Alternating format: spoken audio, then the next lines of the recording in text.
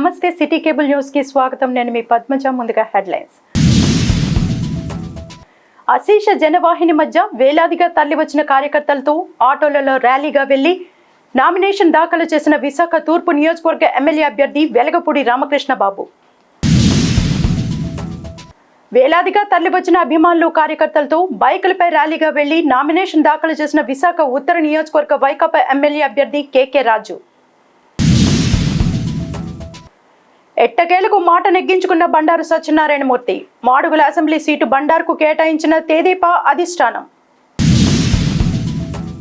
ఇక వార్తల వివరాల్లోకి వెళ్తే, రానున్న ఎన్నికల్లో తెలుగుదేశం పార్టీ కూటమి విశాఖ తూర్పు నియోజకవర్గ ఎమ్మెల్యే అభ్యర్థి వెలగపూడి రామకృష్ణ బాబు అశేష జనవాహిని మధ్య వేలాదిగా తరలివచ్చిన కార్యకర్తలు అభిమానులతో ఆటోలతో ర్యాలీగా వెళ్లి శుక్రవారం నామినేషన్ దాఖలు చేశారు. ఎంవీపీ కాలనీలో గల టీడీపీ పార్టీ కార్యాలయం నుండి మొదలైన rally Ushodaya junction, Ramalakshmi apartment, Visakha eye hospital, Polamamba temple మీదుగా Siripuram junction, UDA children theatre, Subbaramareddy guest house, RK beach కు చేరుకోగా అక్కడ ఎన్టీఆర్ విగ్రహానికి వెలగపూడి పూలమాల వేసి నివాళులర్పించారు. అనంతరం అక్కడి నుండి బీచ్ రోడ్ మీదుగా కలెక్టర్ కార్యాలయానికి చేరుకొని జిల్లా ఎన్నికల అధికారి డాక్టర్ మల్లికార్జునకు నామినేషన్ దాఖలు చేశారు. ర్యాలీ కొనసాగుతున్నంతసేపు తెలుగు తమ్ముళ్లు ఉరకలేసిన ఉత్సాహంతో ముందడుగు వేయగా ఎమ్మెల్యే అభ్యర్థి వెలగపూడి, ఎంపీ అభ్యర్థి శ్రీభరత్, తెదేపా పార్లమెంట్ అధ్యక్షుడు గండి బాబ్జీ, దక్షిణ నియోజకవర్గ ఎమ్మెల్యే అభ్యర్థి వంశీకృష్ణ శ్రీనివాస్, జనసేన కార్పొరేటర్ మూర్తి యాదవ్ తదితరులు ప్రజలకు అభివాదం చేస్తూ ముందుకు సాగారు. ఉమ్మడి అభ్యర్థిగా ఈరోజు కలెక్టర్ ఆఫీసులో 2:16 నామినేషన్ వేయటం జరిగింది. విశాఖ నగరంలో మునుపెన్నడూ చూడని విధంగా తూర్పు నియోజకవర్గంలో అధికార పార్టీ వారు కనీసం నా నామినేషన్కి 3 పార్టీలకు నాయకులు కార్యకర్తలు రావడానికి కనీసం ఆటోలు కూడా రాకుండా అనేక అడ్డంకులు సృష్టించడం జరిగింది. ప్రజాస్వామ్యంలో ఇది చాలా తప్పు. గతం మేము ప్రభుత్వంలో ఉన్నప్పుడు అసలు కనీసం మేము కనుక నిజంగా చేసి ఉంటే అసలు మీరు నామినేషన్కి వచ్చేవారని నేను మిమ్మల్ని అడుగుతున్నాను. ఈ సైకో జగన్మోహన్ రెడ్డి ప్రభుత్వంలో ఓట్లు గల్లంతు నామినేషన్కి వచ్చేటప్పుడు నాయకులు కార్యకర్తలకు కూడా ఆటోలు దొరకనివ్వని పరిస్థితులు కూడా సృష్టించారు. అయినప్పటికీ కూడా తెలుగుదేశం పార్టీ, జనసేన, భారతీయ జనతా పార్టీ నాయకులు కార్యకర్తలు అందరూ కూడా నన్ను ఆశీర్వదించడానికి అశేషంగా ప్రజలందరూ, ముఖ్యంగా మహిళలు కూడా విచ్చేసినందుకు పేరు పేరున నేను హృదయపూర్వక ధన్యవాదాలు తెలియజేసుకుంటూ, వాళ్ళ రుణమైతే నేను ఎప్పటికీ మర్చిపోను. తూర్పు నియోజకవర్గ ప్రజలు కానీ నాయకులు కార్యకర్తల రుణమైతే నేను మర్చిపోను. దయచేసి నేను విశాఖపట్నంలో అదే రకంగా కొంతమంది అధికారులు, సోదరుడికి తెలుసు, అనేక కంప్లైంట్లు ఇచ్చాడు మూర్తి యాదవ్. అనేక మంది అధికారులు, అనేక మంది, మొత్తం అందరూ అయితే కాదు, అనేక మంది, కొంతమంది అధికారులు జీబీఎంసీ అవ్వచ్చు, ప్రభుత్వంలో అవ్వచ్చు, వైసీపీ కండువాలు వేసుకుని ప్రవర్తిస్తున్నారు. కొంతమంది యూసిటీ డిపార్ట్మెంట్ కానీ, ఎక్సైజ్ డిపార్ట్మెంట్ వాళ్ళు కానీ, వీళ్ళు కానీ కొంతమంది కండువ వేసుకుని ప్రవర్తిస్తున్నారు. ఖబర్దార్, జాగ్రత్త. ఇప్పుడే చెప్తున్నాను, ఇంకా నెల రోజుల్లో ప్రభుత్వం మారిపోతుంది, ఎన్డీఏ ప్రభుత్వం వస్తుంది.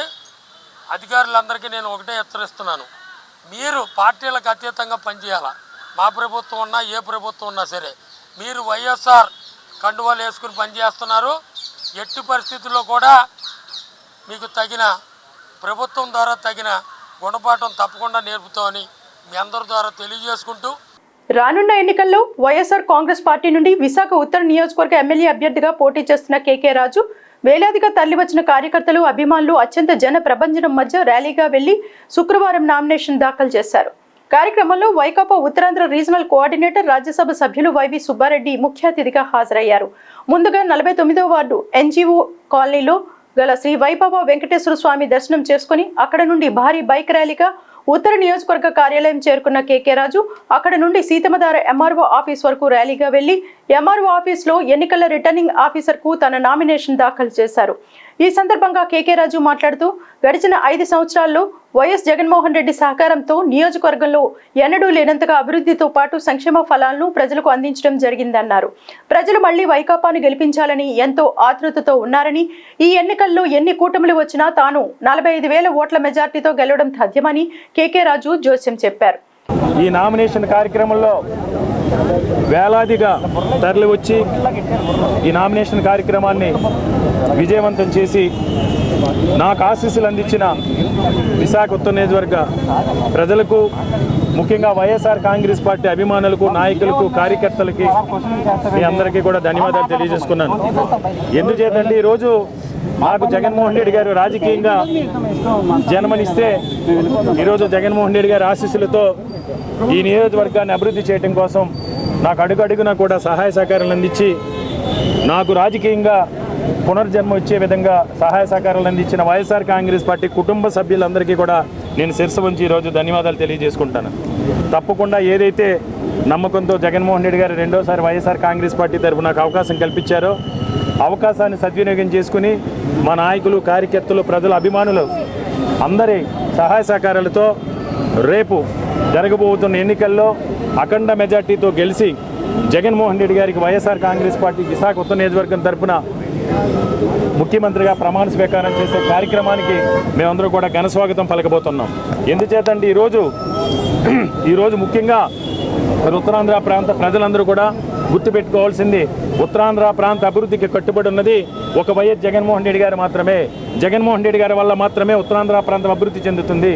ఉత్తరాంధ్ర ప్రాంతానికి తీరను ద్రోహం చేసిన నాయకుడు చంద్రబాబు నాయుడు 1995 నుంచి 2004 వరకు కూడా హైదరాబాద్ అని ఎవరైతే చంద్రబాబు నాయుడు బినామీలు ఉన్నారో, ఎవరైతే చంద్రబాబు నాయుడు బినామీలుగా చలామణవుతూ ఫిలిం ఇండస్ట్రీలో పెద్దలు ఉన్నారో వాళ్ళు 1994-90 ప్రాంతాల్లో కొనుక్కున్న వేలాది ఎకరాల భూముల విలువ పెంపే లక్ష్యంగా 95లో ఎన్టీ రామారావు గారికి వెన్నుపోటు పొడిచి 2004 వరకు కూడా ఈ హైదరాబాద్ పేరుతో హైదరాబాద్ పేరుతో ఉత్తరాంధ్ర ప్రాంతానికి తీరని అన్యాయం, ద్రోహం చేసిన నాయకుడు చంద్రబాబు నాయుడు.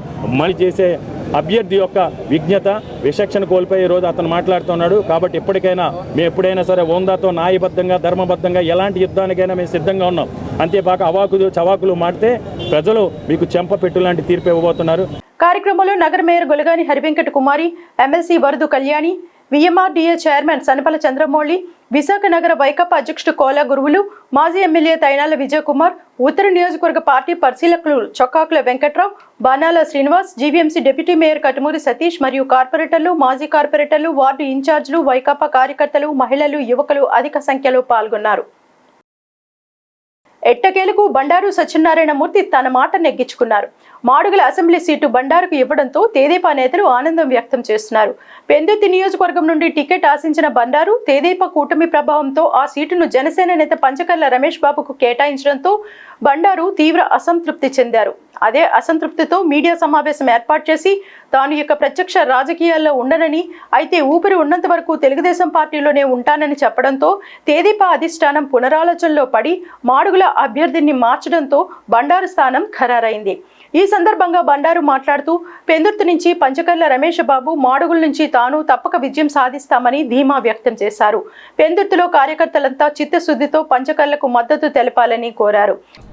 నేను మంచివాడినో, చెడ్డవాడినో, అవినీతి పరునో, నిజాయితీ పరునో నాకైతే తెలియదు. కానీ నేను నా రాజకీయ ఆరంగేట్రం స్టార్ట్ చేసిన దగ్గర నుంచి 87లో మండల ప్రెసిడెంట్ అయిన దగ్గర నుంచి 89లో పరవాడలో రెపలున్నప్పుడు కూడా అత్యధిక మెజార్టీ ఇచ్చి ఫస్ట్ టైం ఎమ్మెల్యే చేసిన ఘనత నేను జీవితంలో మర్చిపోలేనండి. పరవాడ నియోజకవర్గం అది మనోపాక్ కానీ, అనకాపల్లి రోడ్లు కానీ ఇవన్నీ మామూలుగా ఉన్నాయి. ఆ రోజు నుంచి ఈ రోజు వరకు కూడా మరి నేను ఏం చేసినా తెలియదు. కానీ నా కష్ట సుఖాల్లో, పార్టీ విజయాల్లో మనం ఎవరు నిర్ణయించినా, ఏ సామాజిక వర్గాలు నిర్ణయించినా నిజాయితీగా పనిచేసిన కార్యకర్తలు, నాకు అండగా ఉన్న కుటుంబాలతో సైతం ఈ రోజు వరకు కూడా అండగా ఉన్న కార్యకర్తలకి నేను పాదాభివందనం చేస్తున్నాను. ఆ రోజుల్లో కాంగ్రెస్ వ్యతిరేకంగా చలపతిరావు గారికి నేను జనరల్ ఏజెంట్గా ఉన్నాను. ఆ రోజు నుంచి ఈ రోజు వరకు కూడా ఒక కమిట్మెంట్తో ఉంటాను తప్ప ఏ రోజు తప్పు చేయబోను అని చెప్పి మీకు మాటిస్తూ, ఎక్కడైనా పొరపాటు జరిగితే రమేష్ గారు ఎమ్మెల్యేగా మీరు కానీ, ఎంపీగా మీరు కానీ, మా వాళ్ళు ఎవరైనా సరే మా వాళ్ళు తప్పు చేయరు, నాకు 100కి 100 నా కార్యకర్తలు నమ్మకం ఉన్నారు. నా కార్యకర్తలు నమ్మకం ఉంది. ఆ కార్యకర్తలు తప్పు చేస్తే చెయ్యరు. ఒక పెద్ద చేతులు నేను చేయలేను. కొంతమంది మహానుభావులు చెప్పండి, 2019లో ఏం చేశారో తెలుసు, 2019లో నాకేం చేశారో తెలుసు. ఈ వేళకు నోరు ఇప్పలేదు, ఎప్పను కూడా. అయితే మా కార్యకర్త ఎవరైనా తప్పు చేస్తే నన్ను పిలండి. ఎంత మాడిలో బిజీగా ఉన్నా అర్ధరాత్రి సరే వచ్చి ఆయన కాలు పెట్టుకొని గ్లాసుకి పువ్వుకి వేయించే బాధ్యత నేను అందరం తీసుకుంటాం. పంచకర్ల రమేష్ బాబు మాట్లాడుతూ బండారు పంచకర్ల ఇద్దరు ఒకటేనన్నారు. రానున్న ఎన్నికల్లో కూటమి పార్టీలదే విజయం అన్నారు. 2009 నేను ఇక్కడ పోటీ చేసిన కాడి నుంచి కూడా 20 రోజుల ముందు వరకు కూడా నాకు అత్యంత ఆప్తులు. ఎప్పుడు కూడా మేము అన్నదమ్ముల్లాగా ఉన్నాం. ఇప్పుడు కూడా 20 రోజులకు కూడా ఎందుకంటున్నానంటే ఆయన ఎంత బాధపడ్డారో నేను అంత బాధపడ్డ వ్యక్తిని కాబట్టి ఎట్టకేలకు శుభం కార్డు చక్కగా పడాలనుకున్నాం. మరి అది భగవంతుడుగా ఆశీస్సులు కానీ పెద్దల ఆశీస్సులు కానీ ఇద్దరం అకామిడేట్ అయ్యాం. పెద్దలు బండారు సత్యనారాయణమూర్తి గారికి, సీఎం రమేష్ గారికి, వేదిక మీద ఉన్న మాధవ్ గారికి, ఈ కార్యక్రమానికి వచ్చేసిన తెలుగుదేశం కుటుంబ సభ్యులందరికీ కూడా పేరుపోయినా నా హృదయపూర్వక నమస్కారాలు. పెద్దలు బండారు గారు అంతసేపు చెప్పారు కానీ అసలు అవన్నీ చెప్పక్కర్లా. నేను 2014లో ఇక్కడి నుంచి వెళ్తున్నప్పుడు 2-3 మీటింగ్లు పెట్టి నేను చెప్పాను, నేను ఎలమంచికి వెళ్తున్నా కూడా మీకు 2 ఎమ్మెల్యేలు ఉంటారు, బండారు గారు గెలిచినా నేను గెలిచినా ఇద్దరం గెలుస్తాం. పెందుర్తిలో మీకు 2 ఎమ్మెల్యేలు ఉంటారు, మా ఇద్దరి దగ్గరికి రావచ్చు ఎవరన్నా పని ఉంటే అని. నేను మళ్ళీ ఇప్పుడు చెప్తున్నాను, ఆయన మాడుగులో గెలుస్తారు, నేను ఇక్కడ గెలుస్తాను, మీకు 2 ఎమ్మెల్యేలు ఉంటారు. బండారు గారు అప్పటింతలు పెట్టక్కర్లేదు, బండారు గారు ఎక్కడికి వెళ్ళరు. రేపు అధికారంలోకి వచ్చేది తెలుగుదేశం, ముఖ్యమంత్రి అయ్యేది చంద్రబాబు నాయుడు గారు. ఆయన మాడుగుల్లో ఉన్నా రాష్ట్రంలో ఏమోలు ఉన్నా పెత్తనం ఆయనదే ఉంటుంది. ఆయన సంస్కారం కాబట్టి అలా చెప్పారు కానీ ఆయన పెత్తనంలోనే మేము పనిచేస్తామని కూడా నేను మీకు మాటిస్తా ఉన్నాను. రానున్న ఎన్నికల్లో విశాఖ దక్షిణ నియోజకవర్గ వైకాపా ఎమ్మెల్యే అభ్యర్థిగా పోటీ చేస్తున్న వాసుపల్లి గణేష్ కుమార్ గెలవాలని కోరుతూ వైఎస్ఆర్ కాంగ్రెస్ పార్టీలో చేరికలు పెరిగిపోతున్నాయి. ఈ మేరకు 41వ ward corporator standing committee member Kodigudla Purnima శ్రీధర్ల ఆధ్వర్యంలో వార్డు నుండి పలువురు కార్యకర్తలు శుక్రవారం భారీ సంఖ్యలో వైకాపాలో చేరారు. రాబోయే ఎన్నికల్లో ఎమ్మెల్యే అభ్యర్థి వాసుపల్లిని, ఎంపీ అభ్యర్థిని ఝాన్సీని అత్యధిక మెజార్టీతో గెలిపించుకుంటామని నేతలు తెలిపారు. ప్రజా దర్బార్ల ద్వారా ఎవరికి ఆరోగ్య సమస్యలున్నా తగు సహాయం చేసిన ఎమ్మెల్యే వాసుపల్లి మళ్లీ ఎమ్మెల్యేగా గెలవడం ఖాయమన్నారు. కార్యక్రమంలో వార్డు నాయకులు, కార్యకర్తలు పాల్గొన్నారు. 4 సంవత్సరాల నుంచి వైఎస్ జగన్మోహన్ రెడ్డి గారి యొక్క పరిపాలన, ఆయన మనకు ప్రసాదించిన అనేక పథకాలు తెలుసు కదా. మొబైల్ ఓపెన్ చేయగానే ఎమ్మెల్యే గారు మనకి దర్శనమిస్తారు.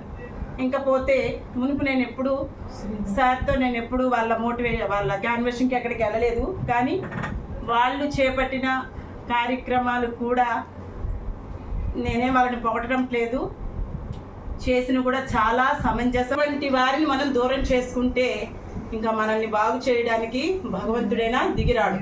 దయచేసి ప్రతి మహిళకి మీ పాదాలు పట్టి అడుగుతున్నాను, ఇక్కడ ఏదైతే మనం ప్రామిస్ చేశామో అదే మాదిరిగా మనం ఓటేసే వరకు మన యొక్క వాగ్దానం ఉండాలి. ఎటువంటి ప్రలోభాలకి గురికాకండి, ఎవరేం చెప్పినా వినద్దు. నేను రెల్లి జాతికి చెందిన మహిళని, ఎస్ఎఫ్ఎస్ స్కూల్ టీచర్ని, ఎంఏ బీఈడీ చేశాను. నాకు నచ్చింది వీళ్ళు కార్యక్రమాలు నిజమని తేలి ఇక్కడికి నేను వచ్చాను. మీ అందరికీ ఒకసారి చెప్పాలని. విశాఖపట్నం జిల్లా పెందుర్తి నియోజకవర్గం నుండి వైకాపా ఎమ్మెల్యే అభ్యర్థిగా పోటీ చేస్తున్న అదీప్ రాజ్ శుక్రవారం నామినేషన్ దాఖలు చేశారు. రాంపురంలో ఉన్న తన నివాసం నుండి వైకాపా సీనియర్ నేతలు, కార్యకర్తలతో భారీగా బైక్తో ర్యాలీగా పెందుర్తి వరకు వెళ్లి ఎన్నికల రిటర్నింగ్ అధికారికి నామినేషన్ పత్రాలు దాఖలు చేశారు. ర్యాలీలో అధిక సంఖ్యలో వైకాపా కార్యకర్తలు, నాయకులు పాల్గొన్నారు.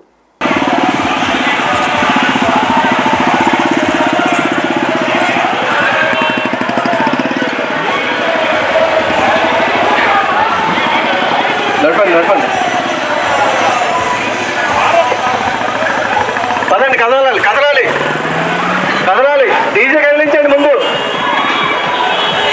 బైక్ టైర్ పెట్టుకోండి, పెట్టారు డీజే కదలాలి ఫ్రంట్కి.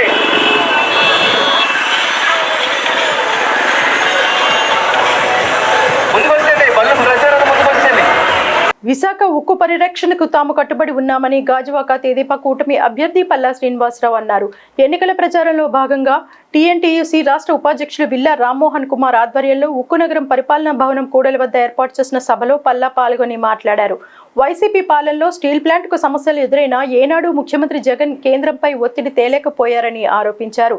పార్లమెంట్లో వైసీపీ ఎంపీలు ఏ ఒక్కరూ ఉక్కు విషయాన్ని ప్రస్తావించలేదన్నారు. ప్లాంట్ పరిస్థితిపై తొలిసారిగా స్పందించి తాను ఆమరణ నిరాహార దీక్షకు దిగానని గుర్తు చేశారు. రానున్న ఎన్నికల్లో ఎంపీగా శ్రీభరత్ను, ఎమ్మెల్యేగా తన్ను గెలిపిస్తే ఉక్కును కాపాడుకుంటామని, ఈ విషయంలో ఎలాంటి అపోహకు తావులేదన్నారు. ఉక్కు పరిశ్రమ సంక్షోభంలో ఉందని తెలుసు కూడా ఏనాడైనా రాష్ట్ర మంత్రిగా స్థానికంగా ఉన్న వ్యక్తి కన్నెత్తి కూడా చూడలేదన్నారు. బయటకు ఓ మాట, లోపల మరోలా వ్యవహరిస్తున్న వైసీపీ నేతలకు ఓటర్లే బుద్ధి చెప్పాలని పిలుపునిచ్చారు. ఉక్కు పరిరక్షణ, నిర్వాసిత కాలనీల అభివృద్ధి, నిరుద్యోగ సమస్యలపై పోరాడతానని పల్లా చెప్పారు. కార్యక్రమంలో జనసేన నాయకులు గంధం వెంకట్రావు, భాజపా నాయకులు నాగేశ్వరరావు, టీఎన్టీయూసీ నాయకులు సింహాద్రి, పల్లా పెంటారావు, లెనిన్, ఉగ్రం తదితరులు పాల్గొన్నారు. బీజేపీ, తెలుగుదేశం, జనసేన నాయకులందరూ కూడా పాల్గొనడం జరిగింది. అయితే ఈరోజు మేము స్టీల్ ప్లాంట్ కార్మికులందరికీ కూడా తెలియజేసేది ఒకటే, గతంలో తెలుగుదేశం బీజేపీ ఎన్డీఏ గవర్నమెంట్ లో కాపాడడం జరిగింది, ఈ ప్లాంట్ పరిరక్షించడం జరిగింది. అదే చరిత్ర మళ్ళీ పునరావృతం కాబోతుంది. ఈ రోజు మాకు పవన్ కళ్యాణ్ గారు ఉన్నారు. తెలుగుదేశం, జనసేన, బీజేపీ కలిపి ఈ ప్లాంట్ ను పరిరక్షించేటువంటి బాధ్యత తీసుకుంటారని చెప్పి మేము తెలియజేస్తున్నాం. నేను కార్మికులు ఇంకో మాట కూడా చెప్తున్నాను. మీరు ఉదాహరణకి సేలం స్టీల్ తీసుకోవాలి. సేలం స్టీల్ లో స్టేట్ గవర్నమెంట్ కన్సెంట్ లేకుండా అది గవర్నమెంట్ ముందుకు వెళ్ళడానికి అదొక నిదర్శనం. ఈ రోజు చెప్తున్నాం, జగన్మోహన్ రెడ్డి గారికి ఒక ఆలోచన అయితే ఉంది. ఎందుకంటే ఆయన చెప్పేది ఒకటి, చేసేది ఒకటి. ప్లాంట్ పరిరక్షిస్తానంటారు, ఆ పక్కన ఉన్న గంగవరం పోటీ నమ్ముతారు. కానీ తెలుగుదేశం ఇంకా ఆ చరిత్ర లేదు. ఖచ్చితంగా ఈ ప్లాంట్ ను పరిరక్షించడం ప్రధాన ధ్యేయంగా తీసుకొని, అలాగే దీన్ని లాభాల బాటలో తేడం వల్ల దీనికి ఉన్నటువంటి అప్పుకి మళ్ళీ ఏ విధంగా మనం దాన్ని ఈక్విటీ కింద కన్వర్ట్ చేయడం, లేకపోతే దానికి కావాల్సినటువంటి ఆర్థిక సాయం అందించడం, అది తెలుగుదేశం తీసుకుంటుంది, తెలుగుదేశం, జనసేన, బీజేపీ తీసుకుంటుందని, అలాగే మేము ఒత్తిడి త్యాగలం ఆ కెపాసిటీ మాకు ఉందని తెలియజేస్తున్నాం. కనుక కార్మిక సోదరులందరూ కూడా, నిర్వాసితులందరూ కూడా ఈ కూటమికి మీరు మద్దతు ఇవ్వండి, ఈ ప్లాంట్ పరిరక్షించే బాధ్యత మేము తీసుకుంటామని చెప్పేసి ఈ సందర్భంగా తెలియజేస్తున్నాం. నమస్కారం. అలాగే వైసీపీ అభ్యర్థి అయినటువంటి అమర్ గారు, నేను ఒకటే అడుగుతున్నా, మీకు కార్మికులందరికీ కూడా తెలియజేస్తున్నాను. నేను అలాగే వైసీపీ నాయకులు అడుగుతున్నా, సుమారు 1200-1300 రోజులుగా అక్కడ టెంట్ నడుస్తుంది. ఏ రోజైనా టెంట్కి వచ్చారా? మీరు ఏ రోజైనా మీ ముఖ్యమంత్రి మీద ఒత్తిడి తేగలిగారా? దీనికి సమాధానం చెప్పాలి. మేము అందుకన్నా మేము ఇదివరకు మీటింగ్ లో కూడా చెప్పాం, మేము ఖచ్చితంగా మేము ఒత్తిడి తేగలం. మేము ఏ స్థాయిలో ఉన్నటువంటి వ్యక్తినైనా సరే ఖచ్చితంగా మేము ప్లాంట్ దగ్గర తీసుకురాగలం అని చెప్పేసి మనం గతంలో చెప్పడం జరిగింది. ఇదే మాట అడుగుతున్నాం. కనుక కార్మికులందరూ కూడా వైసీపీ ఉచ్చులో పడొద్దు, వాళ్ళ మాటలు నమ్మొద్దు.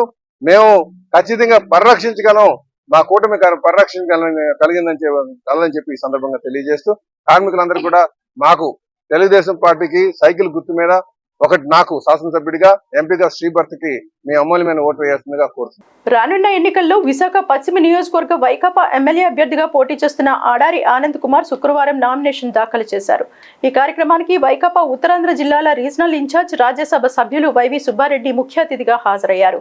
ముందుగా ఆడారి ఆనంద్ కుమార్ వైవి సుబ్బారెడ్డితో కలిసి గోపాలపట్నంలో వేంచేసి ఉన్న నూకాలమ్మ అమ్మవారి ఆలయంలో పూజలు నిర్వహించి అనంతరం అభిమానులు, కార్యకర్తల ఆనందోత్సవాల మధ్య గోపాలపట్నంలో గల ఎన్నికల రిటర్నింగ్ అధికారికి నామినేషన్ దాఖలు చేశారు.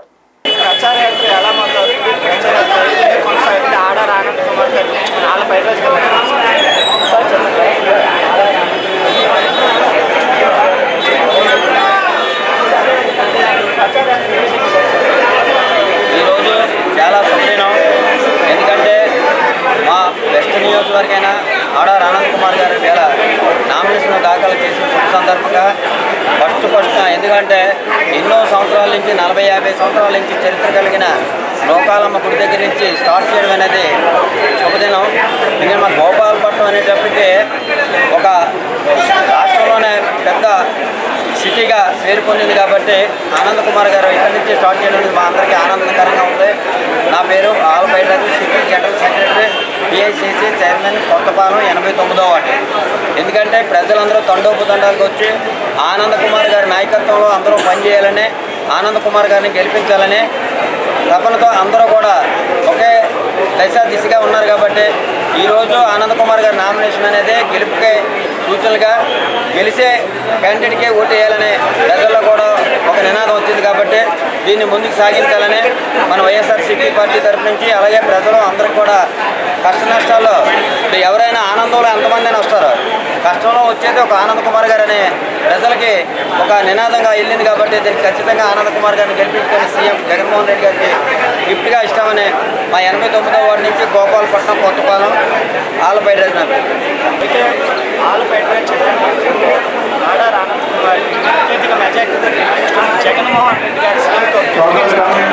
ప్రస్తుతం అధికంగా ఉన్న ఎండల తీవ్రత వల్ల ప్రజలు పడే ఇబ్బందుల కంటే సమర్థులు లేని నాయకుల వల్లే ప్రజలకు ఎక్కువ నష్టం కలుగుతుందని జై భారత్ పార్టీ అధినేత విశాఖ ఉత్తర నియోజకవర్గ ఎమ్మెల్యే అభ్యర్థి జేడి లక్ష్మీనారాయణ అభిప్రాయపడ్డారు. ఎన్నికల ప్రచారంలో భాగంగా శుక్రవారం మండు టెండను సైతం లెక్క చేయకుండా నియోజకవర్గంలో ఇంటింటికి వెళ్లి ప్రచార కార్యక్రమాన్ని నిర్వహించారు. అన్ని వర్గాల వారిని కలిసి రానున్న ఎన్నికల్లో తనను ఎమ్మెల్యేగా గెలిపించాలని కోరారు.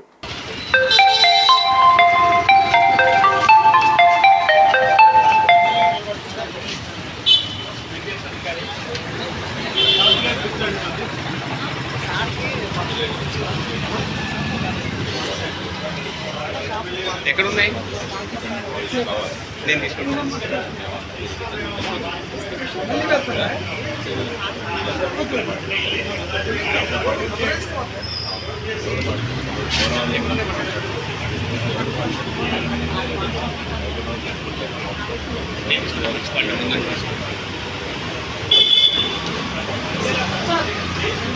రెల్లి సామాజిక వర్గానికి చెందిన సోండి కృష్ణ విశాఖపట్నం పార్లమెంట్ ఇండిపెండెంట్ అభ్యర్థిగా శుక్రవారం నామినేషన్ దాఖలు చేశారు. కలెక్టరేట్లోని జిల్లా కలెక్టర్, ఎన్నికల అధికారి డాక్టర్ ఏ మల్లికార్జునకు నామినేషన్ సమర్పించారు. ఈ సందర్భంగా కృష్ణ మీడియాతో మాట్లాడుతూ విశాఖపట్నంలో అనేక సమస్యలు ఉన్నాయని, వాటిని పరిష్కరించడంలో ఇప్పటి వరకు ఏ నాయకులు చొరవ చూపలేదని అన్నారు. తన్ను ఎంపీగా గెలిపిస్తే లోక్సభలో గళం వినిపించి విశాఖ అభివృద్ధికి పూర్తి కృషి చేస్తానన్నారు. సొండి కృష్ణతో పాటు ప్రముఖ న్యాయవాది పెతకంశెట్టి సుకుమార్, లాయర్ ప్రియాంక, కంచరపాలెం కార్మిక సంఘం నాయకులు వీరబాబు తదితరులు పాల్గొన్నారు. ఇప్పుడున్న ప్రభుత్వానికి వాళ్ళు చేసే కార్యక్రమాలకి ధీటుగా మన విశాఖకి నేను ఎంపీగా గెలిచినట్లయితే నా వంతు ఏం చేయాలన్నది ప్రజలకి సేవ చేద్దాం అనుకుని దీనికన్నా నేను ఈ ఎంపీగా పోటీ చేద్దామనుకుని చెప్పేసి ఇప్పుడే నేను నామినేషన్ పత్రం కలెక్టర్ గారికి ఇచ్చి వచ్చాను. సో మీడియా వాళ్ళు ఈ స్టీల్ ప్లాంట్కి కూడా సమస్యలని పరిశీలించడానికి నేను ముందుంటానని కోరుకుంటున్నాను. ఈవేళ రెల్లి సామాజిక వర్గాల నుండి సొండి కృష్ణ గారు ఎంపీ పదవికి నామినేషన్ వేయడానికి రావడం జరిగిందండి. గతంలో సొండి కృష్ణ గారు ఎమ్మెల్యే ఎలక్షన్స్లో పోటీ చేసి ఇండిపెండెంట్ అభ్యర్థిగా పోటీ చేసిన తర్వాత అత్యధిక ఓట్లు ఆయనకే వచ్చాయని ఈ సభముఖంగా నేను చెప్పుకుంటున్నానండి. అలాగే ఇవాళ ఎంపీ నియోజకవర్గంలో మనకి ఒక 14 మండలాల్లో ఉన్న ఎంపీ నియోజకవర్గంలోని సీట్ ప్లాంట్ సమస్య, అలాగే తాగునీటి సమస్య, ఉద్యోగ సమస్యలు చాలా ఉన్నాయి. ఇలాంటి రెల్లి సామాజిక వర్గాలను కూడా ఒక వ్యక్తి ఈ యొక్క సమస్యలు ముందుకెళ్ళి దోహదపడి చేసి ప్రజా పోరాటాలు చేసి ఆయన ఈ విశాఖ నియోజకవర్గం నుండి అంటే స్థానికుడిగా ఉన్నాడు కాబట్టి ఈ సమస్యలు నెరవేరుస్తారనేది మేము పూర్తిగా ఆయన సామాజిక వర్గం నుండి కాకుండా ఇతరులు కూడా స్నేహ వర్గం నుండి కూడా ఇతర సామాజిక వర్గం ఆయన పూర్తిగా మద్దతు తెలియజేసుకుంటూ ఈ యొక్క ఎంపీ ఎలక్షన్ దానికి దిగ్విజయం చేకూర్చాలని నేను మనస్ఫూర్తిగా కోరుకుంటున్నాను. అలాగే ఈ యొక్క సమస్యల పట్ల ఆయనకు అవగాహన ఉంది కాబట్టి ఆయన కూడా ఖచ్చితంగా పోరాటం చేస్తారని ఈ యొక్క వినియోగదారులందరికీ తెలియజేస్తున్నాను. వార్తలు ముగించే ముందు ముఖ్యాంశాలు మరొకసారి. అశేష జనవాహిని మధ్య వేలాదిగా తరలివచ్చిన కార్యకర్తలతో ఆటోలలో ర్యాలీగా వెళ్లి నామినేషన్ దాఖలు చేసిన విశాఖ తూర్పు నియోజకవర్గ ఎమ్మెల్యే అభ్యర్థి వెలగపూడి రామకృష్ణబాబు. వేలాదిగా తరలివచ్చిన అభిమానులు కార్యకర్తలతో బైకులపై ర్యాలీగా వెళ్లి నామినేషన్ దాఖలు చేసిన విశాఖ ఉత్తర నియోజకవర్గ వైకాపా ఎమ్మెల్యే అభ్యర్థి కేకే రాజు. ఎట్టకేలకు మాట నెగ్గించుకున్న బండారు సత్యనారాయణమూర్తి. మాడుగుల అసెంబ్లీ సీటు బండారుకు కేటాయించిన తెదేపా అధిష్టానం. ఇవి బులెటిన్ విశేషాలు. మరిన్ని వార్తా వివరాలతో మళ్ళీ కలుసుకుందాం. అంతవరకు సెలవు. నమస్కారం.